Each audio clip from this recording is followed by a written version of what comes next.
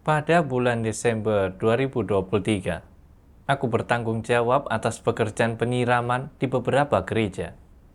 Pada waktu itu, aku sangat proaktif dalam tugasku dan secara umum memahami situasi para anggota baru.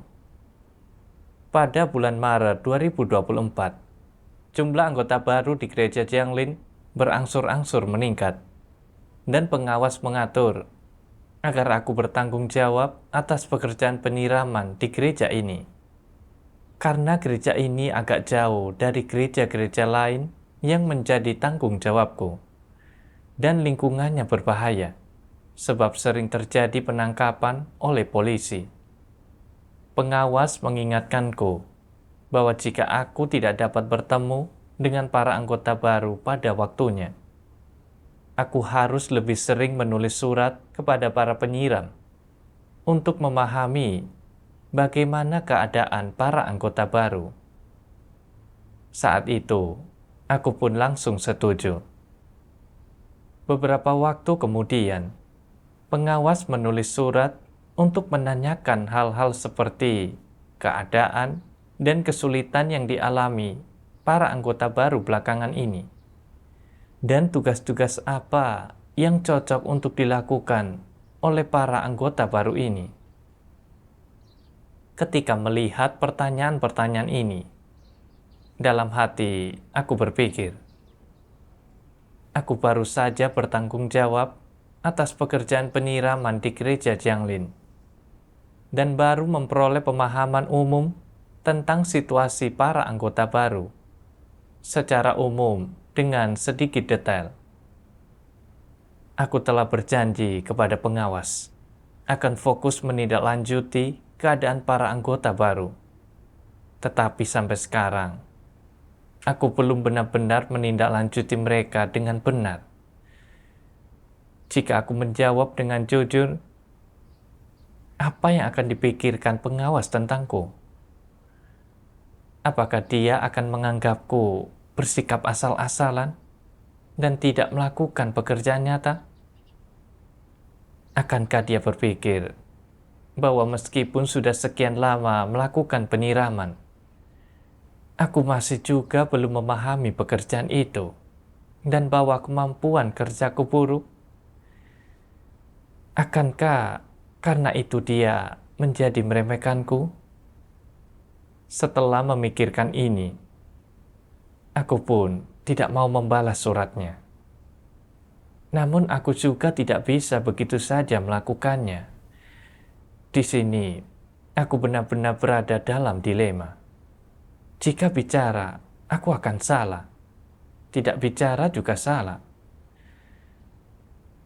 Saat itu, sebuah ide muncul di benakku. Jika aku menulis surat kepada para penyiram di gereja Jianglin sekarang, dan mengklarifikasi berbagai hal sebelum membalas kepada pengawas, maka pengawas tidak akan menganggap kemampuan kerjaku buruk dan bahwa aku bersikap asal-asalan serta tidak melakukan pekerjaan nyata. Jadi, aku segera menulis surat kepada para penyiram di gereja Jianglin. Setelah menyelesaikan surat itu, aku masih merasa tidak tenang. Aku membatin. Jika para penyiram lambat merespon, dan aku tidak segera membalas kepada pengawas karena masih menunggu, apakah pengawas akan memiliki kesan buruk tentangku? Kalau begitu, itu mungkin akan meningkatkan bahwa aku belum menindaklanjuti pekerjaan dengan benar. Dengan begitu, aku tidak hanya gagal mempertahankan harga diri dan statusku, tetapi juga akan berada dalam dilema. Dan jika pengawas menanyakan alasannya, aku tidak akan punya penjelasan yang baik. Aku harus memberi balasan kepada pengawas terlebih dahulu. Namun, apa yang bisa kukatakan agar pengawas menganggap ada alasan sah untuk aku begitu lama membalas? Pengawas mengajukan begitu banyak pertanyaan. Jadi jika aku bilang, aku sudah menindaklanjuti semua masalah ini, itu tidak akan realistis. Akan kukatakan saja bahwa aku telah melewatkan satu masalah dan sedang menulis surat untuk menindaklanjutinya dan akan memberinya keseluruhan umpan baliknya setelah balasan surat itu kuterima. Dengan cara ini, pengawas tidak akan mengatakan apa-apa tentangku. Bagaimanapun, orang tidak memikirkan setiap masalah secara menyeluruh. Melewatkan satu atau dua itu normal. Jadi, aku membalas surat pengawas dengan cara seperti itu. Beberapa hari kemudian, para penyiram di gereja Jianglin membalas dengan rincian situasi para anggota baru. Dan aku melaporkan satu persatu hal ini kepada pengawas. Pengawas tidak mengatakan apa-apa. Dan aku merasa lega. Pikirku, syukurlah aku tidak melaporkan situasinya dengan jujur. Jika tidak, pengawas pasti akan meragukan kemampuan kerjaku atau menganggapku bersikap asal-asalan dan tidak melakukan pekerjaan nyata.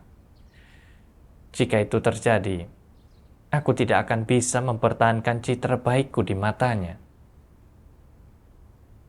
Suatu hari, dalam sebuah pertemuan, aku membaca dalam firman Tuhan terbaru bahwa mereka yang tergolong kategori setan adalah mereka yang biasa berbohong.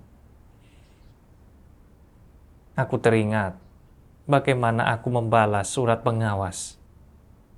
Aku jelas belum menindaklanjuti situasi para anggota baru, tetapi mengklaim hanya melewatkan satu masalah. Aku berbohong dan menipu.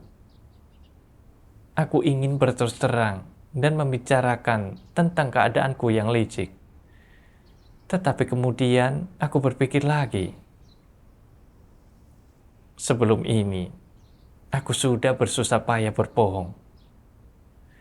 Bukankah itu justru untuk menjaga citra baikku di mata pengawas? Jika aku berterus terang sekarang, bukankah semua usahaku sebelumnya akan sia-sia? Belum lagi kehilangan muka dan status. Pengawas juga akan menganggapku sungguh penuh intrik dan licik. Sudahlah, jika aku tidak mengatakan apa-apa, tidak akan ada yang tahu. Jadi, aku tidak jadi membuka diri. Namun, setelah pertemuan, aku teringat bagaimana Tuhan berfirman bahwa mereka yang biasa berbohong sangat menghargai kepentingannya sendiri. Dan begitu berkaitan dengan harga diri serta statusnya, mereka akan melakukan apa saja untuk berbohong maupun menipu. Aku berbohong demi mempertahankan harga diri dan statusku. Bukankah ini sama dengan perilaku setan? Aku merasa sangat tidak nyaman dan takut. Jadi, aku membuka diri kepada pengawas tentang masalah ini. Setelah itu, aku mencari firman Tuhan mengenai keadaanku untuk masuk ke dalamnya. Aku membaca firman Tuhan. Tuhan Yang Maha Kuasa berfirman, "Niat orang yang licik jauh lebih rumit daripada niat orang yang jujur. Terlalu banyak pertimbangan dalam apa yang mereka katakan dan lakukan. Mereka harus mempertimbangkan ketenaran, keuntungan, dan status, serta reputasi dan prestis mereka, dan memperhatikan kepentingan mereka, dan mereka juga tidak boleh membocorkan apapun dan membiarkan orang lain mengetahui yang sebenarnya tentang diri mereka. Jadi, mereka harus memeras otak untuk mengarang kebohongan. Kebohongan mereka bertambah banyak, semua yang mereka katakan adalah kebohongan, dan mereka tidak mengucapkan sepatah kata pun yang jujur. Selain itu, orang yang licik memiliki keinginan muluk-muluk yang berlebihan dan banyak tuntutan yang tidak masuk akal. Saat mereka berbicara, mereka selalu memiliki niat dan tujuannya sendiri. Agar dapat mencapai tujuannya, mereka harus memikirkan segala cara untuk berbohong dan menipu orang lain, dan makin banyak kebohongan yang mereka ucapkan, makin banyak kebohongan yang perlu mereka tutupi. Akibatnya, kebohongan mereka pun terus mengalir tanpa henti. Jadi, dibandingkan dengan orang jujur, hidup orang yang licik itu melelahkan sekaligus menyedihkan. Ada orang-orang yang relatif jujur. Jika mereka mampu mengejar kebenaran, merenungkan diri mereka sendiri apapun kebohongan yang telah mereka ucapkan, menelaah dan mengenal diri mereka sendiri, dengan membandingkan diri mereka terhadap firman Tuhan, apapun penipuan yang telah mereka lakukan, dan berusaha untuk berubah, maka mereka akan mampu membuang sebagian besar kebohongan dan penipuan mereka dengan beberapa tahun pengalaman. Mereka kemudian akan menjadi orang yang pada dasarnya jujur. Jika orang hidup seperti ini, penderitaan mereka tidak saja berkurang secara signifikan, dan mereka tidak merasa begitu lelah. Hal itu juga memberi mereka kedamaian dan kebahagiaan. Dalam banyak hal, mereka akan terbebas dari kekangan ketenaran, keuntungan, dan status, serta dari kesombongan dan harga diri, dan secara alami akan menjalani kehidupan yang bebas dan lepas. Namun, orang yang licik selalu memiliki motif tersembunyi di balik ucapan dan tindakan mereka. Mereka mengarang segala macam kebohongan untuk menyesatkan dan menipu orang lain, dan begitu mereka tersingkap, mereka memeras otak mencari cara untuk menutupi kebohongan mereka. Mereka selalu dalam keadaan cemas, dan keadaan yang berubah-ubah seperti ini membuat mereka merasa bahwa hidup mereka sangat melelahkan. Sudah cukup melelahkan bagi mereka untuk mengucapkan begitu banyak kebohongan dalam setiap situasi yang mereka hadapi, dan kemudian harus menutupi kebohongan-kebohongan itu jauh lebih melelahkan. Segala sesuatu yang mereka katakan dimaksudkan untuk mencapai suatu tujuan, jadi mereka bersusah payah merencanakan semua yang mereka katakan. Karena mereka takut engkau akan mengetahui yang sebenarnya tentang diri mereka, mereka juga harus memeras otak untuk menutupi kebohongan mereka dan terus menjelaskan berbagai hal kepadamu, berusaha meyakinkanmu bahwa mereka tidak sedang berbohong atau menipumu, bahwa mereka adalah orang baik. Orang yang licik cenderung melakukan hal-hal ini. Dari firman Tuhan, aku mengerti bahwa orang-orang licik memikirkan masalah dengan cara yang sangat rumit. Mereka berusaha melindungi harga diri dan status mereka, serta tidak ingin orang lain melihat kekurangan mereka sedikit pun. Jika ada sesuatu yang mengancam harga diri dan status mereka, mereka akan memutar otak untuk berbohong dan menutupi kebohongan mereka. Ketika pengawas menulis surat untuk mengetahui situasi para anggota baru, aku hanya perlu membalas aspek mana yang sudah ditindaklanjuti dan mana yang belum. Untuk hal-hal yang belum kulakukan dengan memadai, aku bisa segera memperbaikinya setelah itu, dan semuanya akan beres. Itu hal yang sangat sederhana. Namun, aku membuatnya menjadi terlalu rumit. Aku khawatir jika aku merespon dengan jujur, itu akan menyingkapkan kekuranganku dalam tugas. Dan bahwa pengawas mungkin meragukan kemampuan kerjaku, lalu meremehkanku. Jadi aku berpikir untuk terlebih dahulu memiliki gambaran yang lebih jelas tentang situasi para anggota baru sebelum merespon. Dengan cara ini, aku bisa menutupi fakta bahwa pekerjaan tindak lanjutku kurang baik. Namun aku juga khawatir jika balasan suratku harus menunggu aku memahami situasinya dengan jelas. Maka pengawas akan mengira aku menunda-nunda dalam respon. Dan jika demikian, masalahku akan terungkap. Citraku sebagai orang yang tekun dan bertanggung jawab juga akan rusak. Jadi, aku berbohong kepada pengawas, mengatakan bahwa hanya ada satu masalah yang belum kutindaklanjuti. Pada saat yang sama, aku segera menulis surat kepada para penyiram untuk mendapatkan informasi tentang para anggota baru, dan kemudian melaporkan informasi yang telah kukumpulkan kepada pengawas. Berpura-pura supaya dia mengira bahwa aku benar-benar melakukan pekerjaan nyata.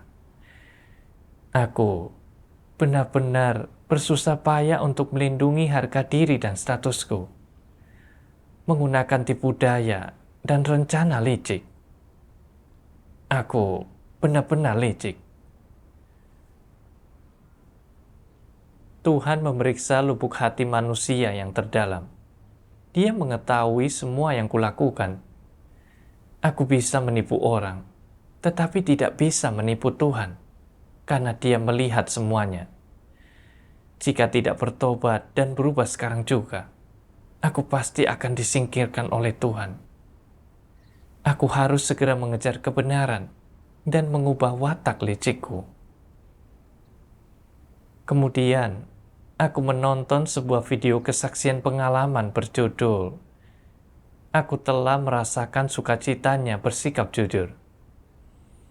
Satu bagian firman Tuhan yang dikutip di sana memberiku pemahaman tentang jalan yang sedang kutempuh.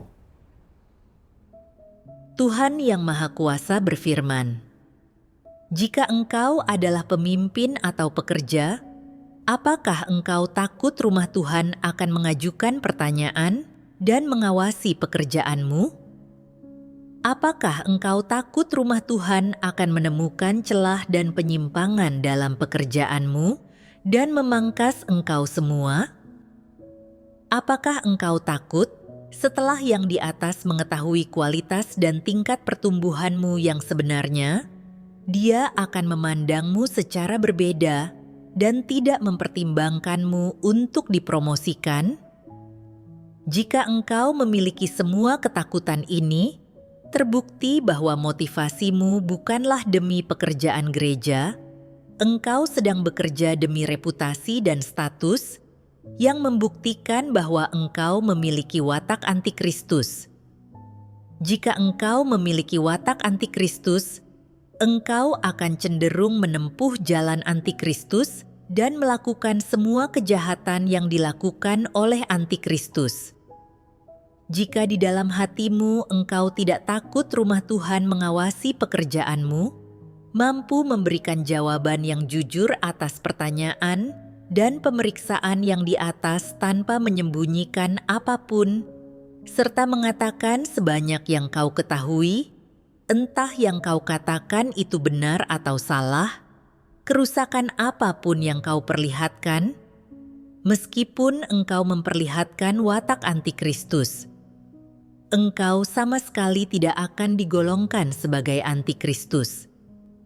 Yang terpenting adalah apakah engkau mampu mengetahui watak antikristus dalam dirimu sendiri, dan apakah engkau mampu mencari kebenaran untuk menyelesaikan masalah ini? Jika engkau adalah orang yang menerima kebenaran, watak antikristus dalam dirimu dapat dibereskan. Jika engkau tahu betul bahwa engkau memiliki watak antikristus, tetapi tidak mencari kebenaran untuk membereskannya.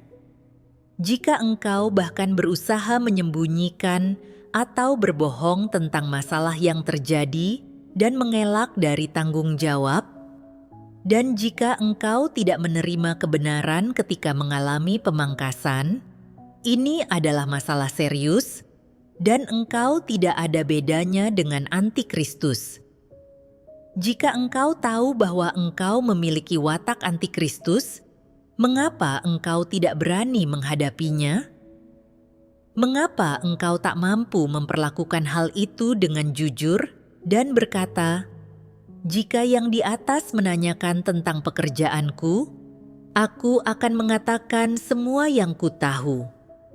Meskipun hal-hal buruk yang telah kulakukan tersingkap, yang di atas tidak memakaiku lagi begitu dia mengetahuinya, dan aku kehilangan statusku, aku akan tetap mengatakan dengan jelas apa yang harus kukatakan." Ketakutanmu akan pengawasan dan pertanyaan tentang pekerjaanmu di rumah Tuhan membuktikan bahwa engkau lebih menghargai statusmu daripada kebenaran. Bukankah ini watak antikristus? Menghargai status di atas segalanya adalah watak antikristus.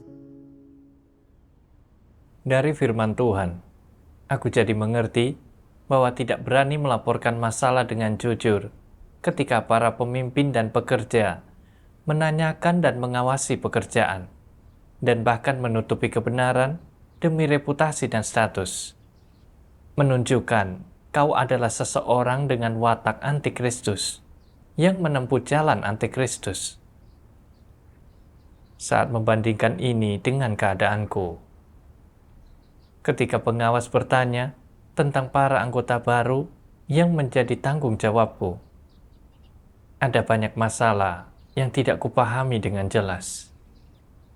Tetapi aku takut jika kulaporkan dengan jujur dan pengawas tahu aku tidak menindaklanjuti masalah dengan benar, maka dia akan berpikir aku bersikap asal-asalan atau bahkan meragukan kemampuan kerjaku yang akan mempengaruhi citra baikku di pikirannya. Jadi, aku berbohong dan menggunakan tipu daya. Bukankah watak jahat dan licikku ini sama dengan watak seorang antikristus? Sebenarnya, di satu sisi, pengawas menindaklanjuti pekerjaan itu untuk mengingatkanku apakah pekerjaan itu telah ditindaklanjuti dan dilaksanakan dengan benar. Sehingga, jika belum dilaksanakan dengan benar, aku dapat segera melakukannya, sehingga perkembangan pekerjaan penyiraman dapat terhindar dari penundaan hanya karena kelalaian sesaat. Ini berfungsi untuk mengingatkan dan membantuku. Terlebih lagi, melalui pertanyaan yang diajukan pengawas tentang situasi para anggota baru. Jika dia menemukan penyimpangan atau masalah dalam pekerjaan penyiraman, maka itu akan dapat segera dipersekutukan dan ditangani. Dalam melakukan ini, dia sedang menjaga kepentingan gereja. Seharusnya aku melaporkan dengan jujur, mengatakan sejauh yang kuketahui, dan mengenai hal-hal yang belum kutindaklanjuti dengan benar, asalkan aku segera melaksanakan dan menindaklanjutinya, maka itu tidak akan jadi masalah. Namun, aku malah sangat melindungi reputasi dan statusku. Dan ketika menghadapi pengawasan dari pengawas, aku tidak berani mengaku tidak melakukan pekerjaanku dengan baik. Aku bahkan berbohong dan menipu pengawas. Ini bisa menyebabkan penyimpangan jika tidak diperbaiki tepat waktu, yang akan menunda jalan masuk kehidupan para anggota baru. Aku menempatkan reputasi dan status di atas segalanya. Dalam tugasku, aku selalu berusaha melindungi reputasi dan statusku, melakukan intrik dan bersiasat. Aku sungguh memuakan bagi Tuhan. Suatu hari, aku membaca satu bagian firman Tuhan dan memperoleh pemahaman yang lebih jelas tentang orang macam apa yang berkenan bagi Tuhan dan orang macam apa yang Dia benci. Tuhan Yang Maha Kuasa berfirman bahwa Tuhan menuntut orang untuk bersikap jujur, membuktikan bahwa Dia benar-benar membenci orang yang licik dan tidak menyukai mereka.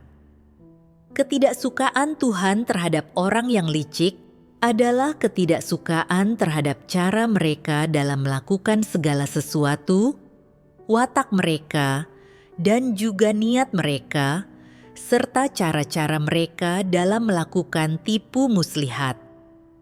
Tuhan tidak menyukai semua hal ini. Jika orang yang licik mampu menerima kebenaran, mengakui watak mereka yang licik, dan bersedia menerima keselamatan dari Tuhan, dan menerapkan kebenaran untuk menjadi orang yang jujur, maka mereka juga memiliki harapan untuk diselamatkan. Karena Tuhan, sebagaimana juga kebenaran, tidak pilih kasih terhadap siapapun. Karena itu, jika kita ingin menjadi orang-orang yang menyenangkan Tuhan, kita harus terlebih dahulu mengubah prinsip kita dalam cara kita berperilaku, tidak lagi hidup berdasarkan falsafah iblis, tidak lagi mengandalkan kebohongan dan tipu muslihat dalam menjalani hidup kita, dan membuang semua kebohongan kita, serta berusaha untuk menjadi orang yang jujur. Dengan demikian, pandangan Tuhan terhadap kita akan berubah. Sebelumnya, orang selalu mengandalkan kebohongan, tipu daya, dan kepura-puraan ketika hidup di antara orang-orang, dan cara mereka berperilaku adalah dengan mengambil falsafah iblis sebagai dasar keberadaan mereka, sebagai hidup mereka, dan sebagai landasan mereka. Ini adalah sesuatu yang Tuhan benci. Di antara orang tidak percaya, jika engkau berusaha menjadi orang yang jujur dan mengatakan yang sebenarnya, engkau akan difitnah, dihakimi, dan ditolak. Jadi, engkau mengikuti tren duniawi dan hidup berdasarkan falsafah iblis, engkau menjadi makin ahli dalam berbohong dan makin licik. Engkau juga menggunakan cara-cara berbahaya untuk mencapai tujuanmu, dan dengan cara itu melindungi dirimu sendiri. Engkau menjadi makin makmur di dunia iblis, dan sebagai akibatnya, engkau jatuh makin dalam ke dalam dosa dan tidak mampu melepaskan dirimu sendiri. Di rumah Tuhan justru sebaliknya. Makin engkau mahir berbohong dan penuh tipu muslihat, makin umat pilihan Tuhan akan muak terhadapmu dan menolakmu. Jika engkau tidak mau bertobat dan tetap berpaut pada falsafah dan logika iblis, dan engkau juga menggunakan siasat, rencana licik, dan taktik lihai untuk menyamarkan dirimu dan memoles diri, kemungkinan besar engkau akan disingkapkan dan disingkirkan. Ini karena Tuhan membenci orang yang licik. Hanya orang jujur yang mampu sejahtera di rumah Tuhan, dan semua orang yang licik pada akhirnya akan ditolak dan disingkirkan. Ini sudah sejak lama ditetapkan oleh Tuhan. Hanya orang-orang jujur yang dapat memperoleh bagian dalam kerajaan surga. Jika engkau tidak berusaha menjadi orang yang jujur, Dan jika engkau tidak mengalami dan menerapkan ke arah mengejar kebenaran, jika engkau tidak menyingkapkan keburukanmu sendiri, dan jika engkau tidak memberitahukan tentang dirimu yang sebenarnya, engkau tidak akan pernah mampu menerima pekerjaan Roh Kudus dan mendapatkan perkenanan Tuhan. Tuhan menyukai orang jujur dan membenci orang licik. Karena orang licik selalu berbohong dan menipu, entah apapun situasi yang mereka hadapi, dan mengambil falsafah iblis sebagai dasar kelangsungan hidup mereka, dan sama sekali tidak menerapkan kebenaran. Ketika merenungkan akar kelicikanku, aku sadar telah hidup mengikuti pepatah. Jika orang tidak memikirkan dirinya sendiri, langit dan bumi akan menghukumnya. Manusia membutuhkan harga dirinya seperti pohon membutuhkan kulitnya. Dan gajah mati meninggalkan gading. Harimau mati meninggalkan belang. Aku hidup dengan racun-racun iblis ini. Sangat mementingkan harga diri, status, dan kepentingan pribadiku. Tidak peduli apapun yang kutemui. Begitu itu berkaitan dengan harga diri dan statusku, aku akan memutar otak dan melakukan apapun untuk menutupi kebenaran. Setelah melakukannya, aku bahkan berpikir bahwa beginilah cara orang pintar bertindak, bahwa hanya orang bodoh dan dungu yang mengatakan kebenaran. Aku ingat ketika masih sekolah, suatu kali, aku salah mengerjakan pekerjaan rumah dan ada satu bagian yang belum selesai. Aku khawatir tentang rusaknya citraku sebagai murid yang baik di mata guru. Jadi, aku berbohong kepada guru, mengatakan bahwa pekerjaan rumahku tertinggal di rumah. Lalu pulang saat jam makan siang untuk buru-buru menyelesaikannya dan mengumpulkannya sore itu. Demi menjaga harga diri dan melindungi statusku, aku makin sering berbohong, serta bermuslihat. Dan itu makin menjadi kebiasaan bagiku. Bahkan setelah menemukan Tuhan, aku masih hidup berdasarkan pemikiran dan pandangan iblis. Untuk mempertahankan citraku di mata pengawas dan menyembunyikan masalah serta kekuranganku, aku menggunakan tipu daya dan kebohongan untuk menutupi kebenaran. Bahkan ketika kemudian kusadari bahwa aku seharusnya menjadi orang jujur dan bersekutu dengan terus terang, aku khawatir jika membuka diri, maka sia-sialah segala usahaku sebelumnya, dan bahwa pengawas akan menganggapku benar-benar licik dan suka menipu. Jadi, aku tidak mau berbicara jujur. Tuhan menyukai orang jujur, karena mereka memiliki keberanian untuk memikul tanggung jawab saat menghadapi masalah, dan mereka memiliki keberanian untuk menghadapi saat kekurangan mereka tersingkap. Dan setelah itu, mereka mampu mencari kebenaran dan menyelesaikan hal-hal ini. Ketika orang-orang seperti itu melaksanakan tugas mereka, pemahaman mereka akan prinsip-prinsip makin lama menjadi makin baik, dan hasil kerja mereka juga makin lama menjadi makin baik. Namun, aku tidak menunjukkan perilaku seperti ini sama sekali. Aku selalu berusaha menyamar dan menutupi kekuranganku, dan bahkan berusaha menipu saudara-saudariku. Seperti inikah aku menjalani hidup dalam keserupaan dengan orang jujur? Itu adalah gambaran iblis yang bengkok dan licik. Jika tetap tidak bertobat, aku pasti akan dibenci dan ditolak Tuhan. dan kehilangan kesempatanku untuk diselamatkan. Kemudian, aku membaca 2 bagian firman Tuhan dan menemukan sebuah jalan penerapan. Tuhan Yang Maha Kuasa berfirman, orang berpikir bahwa jika mereka tidak memiliki kepentingan mereka sendiri, atau jika mereka kehilangan itu, mereka tidak akan mampu bertahan hidup, seolah-olah kelangsungan hidup mereka bergantung pada kepentingan mereka sendiri. Jadi, sebagian besar orang buta terhadap segalanya kecuali kepentingan mereka sendiri. Mereka memandang kepentingan mereka sebagai hal yang di atas segalanya dan hidup semata-mata untuk kepentingan mereka sendiri.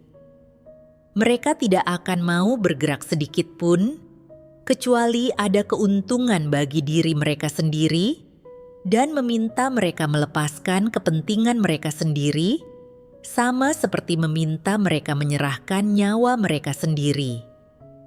Jadi, bagaimana sebenarnya orang bisa menjadi mampu melepaskan kepentingan mereka? Mereka harus menerima kebenaran. Hanya ketika mereka memahami kebenaran, barulah mereka bisa mengetahui yang sebenarnya tentang esensi kepentingan diri sendiri dan dengan jelas mengenali bahwa mengejar kepentingan diri sendiri bertentangan dengan mengejar kebenaran dan tidak akan pernah bisa memungkinkan orang untuk memperoleh kebenaran dan hidup atau memperoleh keselamatan.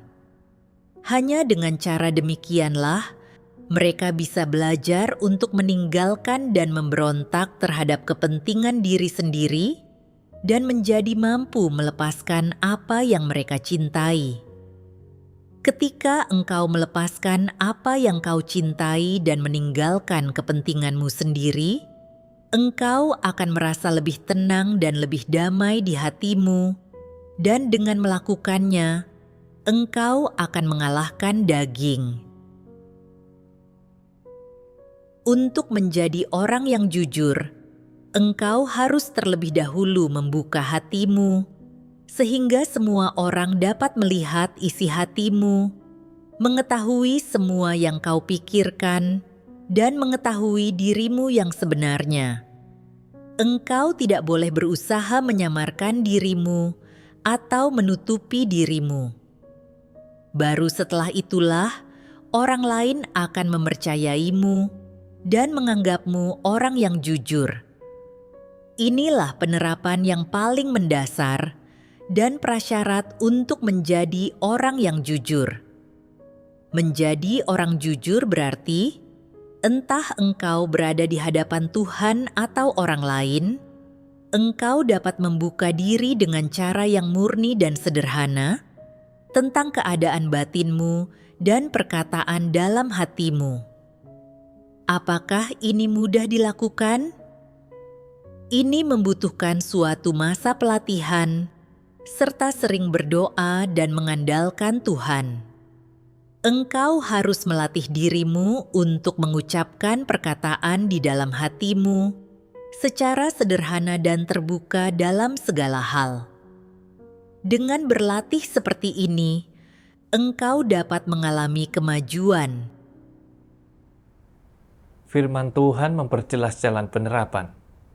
Untuk mengatasi keadaan suka menipu, orang harus melepaskan kepentingan pribadinya, tidak mempertimbangkan harga diri atau status mereka, dan terbuka kepada Tuhan dalam segala hal.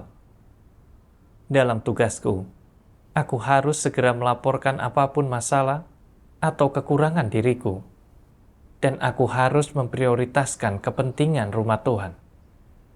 Bahkan, jika dengan mengatakan kebenaran, saudara-saudari melihat masalah dan kekuranganku dalam tugasku, lalu meremehkanku, aku tetap harus menyikapinya dengan benar.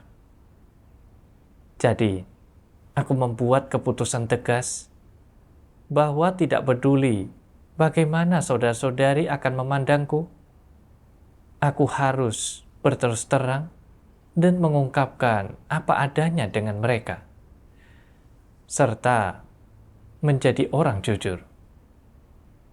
Dalam sebuah pertemuan, seorang anggota baru yang menjadi tanggung jawabku, Xiaoya, menanyakan sebuah pertanyaan tentang memberitakan Injil. Dan saat itu, aku sedikit bersekutu secara singkat. Namun kemudian, aku mendapati bahwa ada penyimpangan dalam persekutuanku, dan itu sama sekali tidak bisa menyelesaikan masalah Xiaoya. Kemudian, pengawas menulis surat untuk bertanya, bagaimana aku menyelesaikan masalah dan kesulitan Xiaoya? Dan aku berpikir dalam hati, jika aku menulis apa adanya, pengawas pasti akan berpikir bahwa sebagai seorang penyiram, aku bahkan tidak bisa bersekutu dengan jelas untuk masalah sekecil itu, dan bahwa aku tidak bisa melakukan pekerjaan nyata. Mungkin aku akan menutupinya saja dan tidak menulis apa yang sebenarnya terjadi. Saat mempertimbangkan hal ini, aku menyadari bahwa aku masih bersikap licik. Tuhan mengasihi orang jujur, jadi aku harus menjadi orang jujur dan mengatakan yang sebenarnya. Pada akhirnya, aku menulisnya dengan jujur. Ketika melakukan ini, beban di hatiku akhirnya terangkat, dan aku merasa sangat lega. Setelah itu, aku segera bersekutu dengan Xiaoya dan meluruskan penyimpanganku. Kemudian, dalam interaksiku dengan saudara-saudari sehari-hari dan dalam melaksanakan tugasku, aku berlatih menjadi orang yang jujur. Dan meskipun terkadang, ketika menyangkut kepentinganku, aku tergoda untuk bertindak licik. Aku memilih untuk mengatakan kebenaran kepada saudara-saudariku di bawah tuntunan firman Tuhan. Setiap kali aku melaporkan dengan jujur kepada saudara-saudari yang bekerja sama denganku atau kepada pengawas, mereka tidak pernah mengkritikku karena cara kerjaku buruk. Sebaliknya, mereka mengingatkan dan membantuku, juga mempersekutukan prinsip-prinsip kebenaran denganku. Dalam hati, aku merasa tentram dan lega, dan tidak kelelahan seperti dahulu. Firman Tuhanlah yang membantuku mengenali watak licikku, dan menyadari bahwa menerapkan perilaku yang sesuai firman Tuhan, serta berani mengatakan kebenaran dan terbuka, bukanlah hal memalukan. Aku mengalami bahwa makin aku membuka diri, makin aku merasa tenang dan lega. Terima kasih Tuhan atas pimpinan dan bimbingannya yang telah memungkinkanku memperoleh semua ini.